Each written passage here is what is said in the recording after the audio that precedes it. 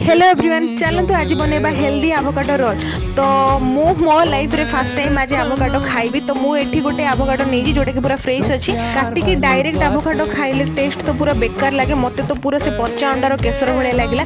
सेथि पई मु आभोकाडोर पल्प को सब गोटे ग्राइंडर जार रे कलेक्ट कर देइछि। ग्राइंडर जार रे कलेक्ट कर सारला परे मु टिके सेथि लूण ता सहित चिली फ्लेक्स ऑरेगानो पकेई किना तार गोटे स्मूथ वाला बैटर बने देइछि। बैटर बने सारला परे मु एठी छोट छोट पियाज ता सहित कैप्सिकम आ पनीर को एमती काटी देइछि। आ कड़े रे टिके तेल पकेइकिना मु पियाज कैप्सिकम आ पनीर को टिके हळदी लंका गुंड लूण पकेइकिना एमती भाजी देइछि।